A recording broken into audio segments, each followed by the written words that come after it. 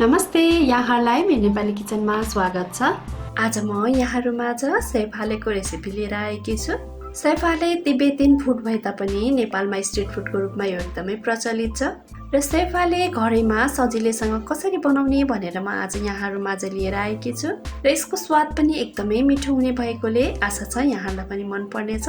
आउनुहोस् स्याफाले बनाउनतिर लागौँ है त। सबैभन्दा सुरुमा ग्यासमा मैले एउटा कराईलाई तताइसकेकी छु। अब म यसमा तेललाई राख्दैछु र तेल तातेपछि यसमा मैले मसिनो गरी काटेको अदुवालाई पनि फुराएँ र मसिनो गरी काटेको लसुनलाई पनि मैले यसमा फुराएँ। अब अदुवा लसुनलाई एकैछिनसम्म यो तेलमा फ्राई हुन दिने। केही बेर अदुवा लसुन फ्राई भइसकेपछि यसमा मैले 3-4 वटा मसिनो गरी काटेको प्याजलाई पनि राखेकी छु। अब एकैछिनसम्म प्याजलाई पनि चलाउँदै पकाउने।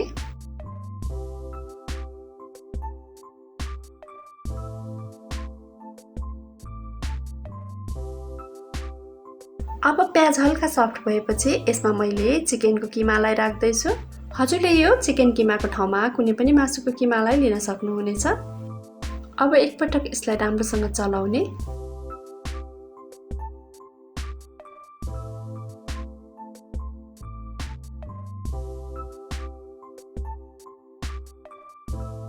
अब यसलाई एकपटक राम्रोसँग चलाएपछि यसमा स्वादअनुसार नुनलाई राख्ने र 1 चम्चा चिकन मसलालाई पनि राख्ने र आधा चम्चा रातो खोर्सानीको धुलोलाई पनि राख्नुपर्छ।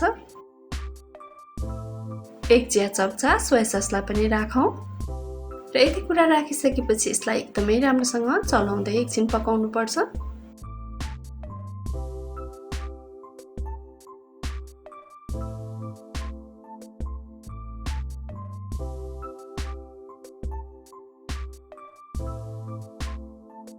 अब यसबाट निस्केको पानीलाई पनि हामीले सुक्ने गरी पकाउनु पर्छ। अब यसलाई हामी एकैछिन 5 मिनेट जति छोपेर पकाउँछौँ। 4-5 मिनेट छोपेर पकाइसकेपछि अब म यसलाई खोलेर हेर्दैछु। यसमा रहेको पानी पनि सुकिसकेको छ।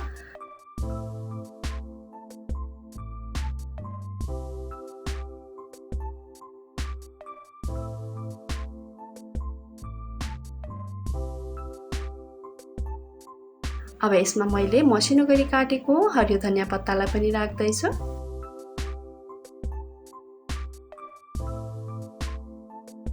र धनिया राखेर एकपटक राम्रोसँग चलाइसकेपछि अब यो पाकिसकेको छ। अब म ग्यासको फ्लेमलाई अफ गर्दैछु र यसलाई केही बेर सेलाउनका लागि राखिदिन्छु।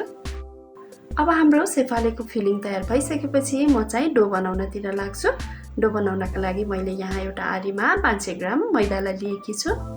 अब मैदामा मैले सानो चम्चाको आधा चम्चा नुनलाई राखेकी छु र 3 चम्चा तेललाई पनि यसमा राख्नुपर्छ।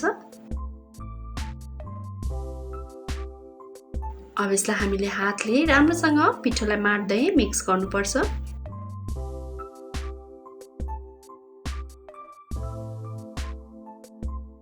अब पिठोलाई केही बेरसम्म राम्रोसँग मिचिसकेपछि हामीले यसरी मुठी पार्दा पिठो यसरी डल्लो पर्नुपर्छ।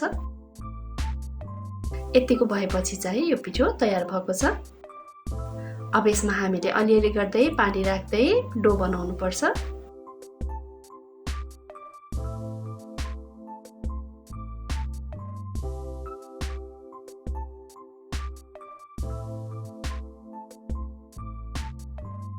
अब चाहिँ मैले यहाँ पिठोको डो तयार गरिसकेकी छु र यो डो चाहिँ धेरै कडा अथवा धेरै नरम पनि हुनु हुँदैन। यसलाई हामीले ठिक्कको हुने गरी मुछ्नुपर्छ। अब यसलाई म 5-10 मिनेटको लागि छोपेर राख्दैछु। अब चाहिँ पिठो रेस्ट भएको पनि 10 मिनेट भइसकेको छ। अब हामीले यसबाट कत्रो साइजको स्याफाले बनाउने हो त्यही अनुसारले पिठोको डल्ला हातमा लिनुपर्छ।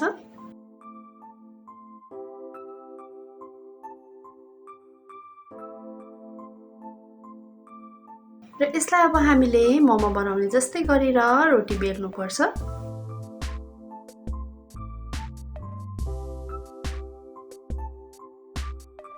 र यहाँ चाहिँ मैले मोमोको भन्दा अलिक ठुलो साइजको रोटीलाई बेलेकी छु र यो रोटी चाहिँ यसरी हातभरिको भएको छ। र यो रोटीलाई चाहिँ हामीले बेल्दाखेरि धेरै बाक्लो पनि बनाउनु हुँदैन र अब अघि हामीले बनाएर राखेको फिलिङ पनि सेलाइसकेको छ। अब यसमा म 2 देखि 2.5 चम्चा जति फिलिङलाई राख्दैछु।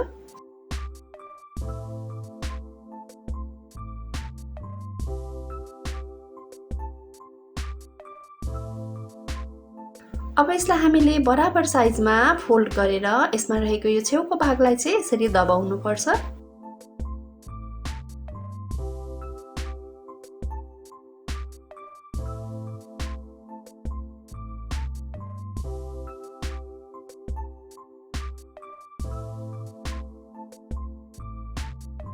अब यसको छेउको भागलाई हामीले अलिकति तानेर फोल्ड गर्नुपर्छ र फोल्ड गरेको ठाउँमा हल्का दबाउनु पर्छ र फेरि त्यसलाई पनि यसरी नै घुमाएर फोल्ड गर्दै जाने।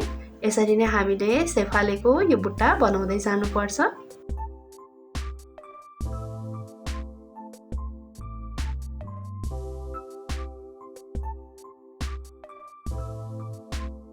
र यो सेफाले बनेर पनि तयार भइसकेको छ।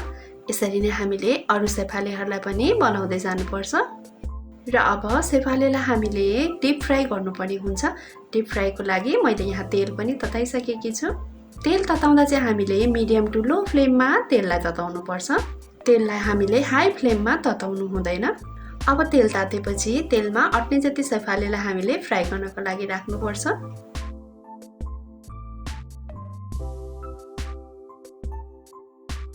र फ्राई गर्दा पनि हामीले मिडियम टु लो फ्लेममा नै यो सेफालेलाई फ्राई गर्नुपर्ने हुन्छ। अब एकैछिन फ्राई भइसकेपछि मैले यो छन्नीको सहायताले यसको माथिबाट हल्का तातो तेललाई राख्दैछु।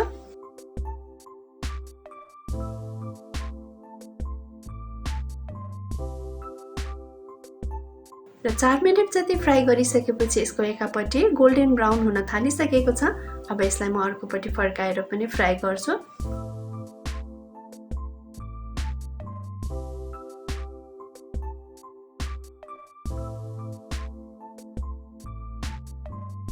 अब यसरी नै हामीले दुवैतिरबाट पल्टाउँदै गोल्डन ब्राउन हुने बेलासम्म यो सेफालेलाई फ्राई गर्नुपर्छ।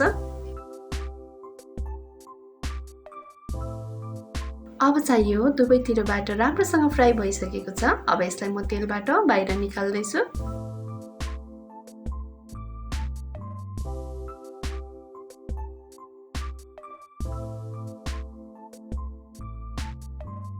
अब हाम्रो यो बाहिरबाट एकदमै क्रन्ची क्रिस्पी सेफाले फ्राई भएर खानाका लागि पाकिसकेको छ। अब यसै गरी हामीले सबै सेफालेलाई फ्राई गर्दै जानुपर्छ।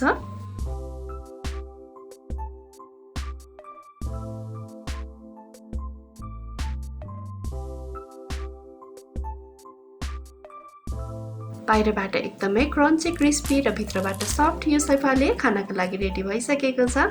अब यसलाई हामीले यसरी अचारसँग सर्भ गरेर खान सक्छौं। यसको स्वाद पनि एकदमै मिठो भएको छ। हजुरहरूले पनि एकपटक घरमा यसरी नै यो चिकन सेफाले बनाएर अवश्य पनि ट्राई गर्नुहोला। आशा छ यहाँहरूलाई पनि मन पर्नेछ। यहाँहरूलाई मेरो भिडियो कस्तो लाग्यो? मन पर्यो भने लाइक, कमेन्ट र शेयर अवश्य पनि गरिदिनु होला। यहाँहरूले मेरो नेपाली किचनको फेसबुक पेज र इन्स्टाग्राममा पनि मलाई फलो गरिदिनु होला। र यदि च्यानललाई सब्स्क्राइब गर्नुभएको छैन भने सब्स्क्राइब गरेपछि छेउमा रहेको बेल आइकनलाई अवश्य क्लिक गरिदिनु होला। यसले गर्दा मेरो नयाँ भिडियोहरूको नोटिफिकेसन यहाँहरूमाझ सजिलै आउने गर्छ। हवस् त, यहाँहरूको दिन सुखमय बितोस्। धन्यवाद।